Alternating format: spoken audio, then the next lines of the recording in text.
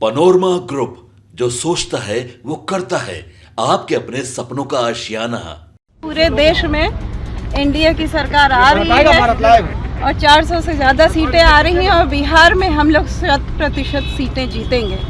NDA हर हालत में, और जो हालत है देश में उसमें एनडीए पूरी तरह से पूर्ण बहुमत से ही नहीं, प्रचंड बहुमत से जीत रही है और बिहार में हम लोग पूरी सीटें जीतेंगे, 40 के 40।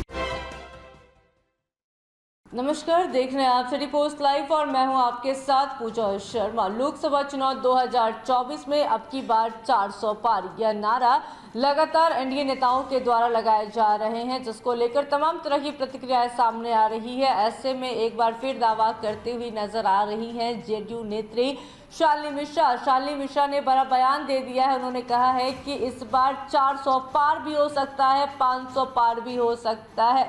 उन्होंने जीत का दावा कर दिया। उन्होंने कहा कि बिहार में 40 की 40 सीटें हम लोग जीतने जा रहे हैं। इस दौरान जब पत्रकारों ने उनसे सवाल किया काराकाट सीट को लेकर कि काराकाट सीट से इस बार उपेंद्र कुशवाहा है और भोजपुरी पावर स्टार पवन सिंह भी चुनाव लड़ रहे हैं, जिसको लेकर कहती हुई नजर आ रही हैं जेडीयू नेत्री कि हमारे सामने कोई कुछ भी नहीं है। जब वो 40 की 40 सीटें हम लोग जीतने जा रहे हैं तो उसमें काराकाट भी शामिल है। इसी के साथ साथ आरजेडी पर भी निशाना साधती हुई नजर आई और क्या कुछ कहती हुई नजर आ रही है, पहले आप वो सुने। पूरे देश में एनडीए की सरकार आ रही है और 400 से ज़्यादा सीटें आ रही हैं और बिहार में हम लोग 100% सीटें जीतेंगे। एनडीए हर हालत में, और जो हालत है देश में उसमें एनडीए पूरी तरह से पूर्ण बहुमत से ही नहीं, प्रचंड बहुमत से जीत रही है और बिहार में हम लोग पूरी सीटें जीतेंगे, 40 के 40। लेकिन तेजस्वी यादव मैम कह रहे हैं कि चारों सीट पर जो मतदान हुए हैं उनमें एक भी सीट एनडीए नहीं जीतेगी। अब वो तो कहेंगे ही, उनका कहना काम है।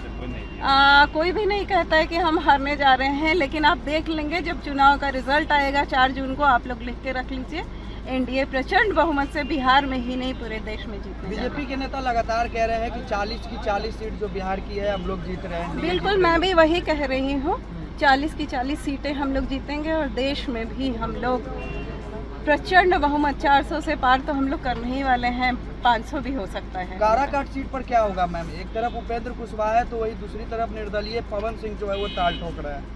हम लोगों के सामने कोई टिकने वाला नहीं है, यही मैं कहना चाहती हूँ। और जब 40 सीटें आ जाएंगी तो काराकाट अपवाद कहाँ से?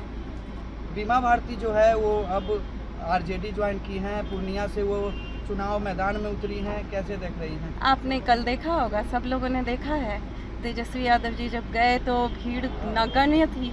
उसी से आप समझ सकते हैं कि क्या हालत है वहाँ पे। बीमा भारती जी की आदरणीय है, हमारे पार्टी में थी, लेकिन वो गई हैं तो अपनी क्या दुर्दशा करवा रही हैं और क्या करवाएंगी भविष्य में वो आप सब देखेंगे। क्या वजह है जिसके कारण वो जदयू छोड़कर वो आरजेडी चली गई? सत्ता की बात होती है, उसमें मैं तो कुछ कह नहीं सकती हूँ, वो समझेंगे क्या वजह है, लेकिन अपनी दुर्दशा कराने गई हैं और दुर्दशा होगी उनकी। धन्यवाद।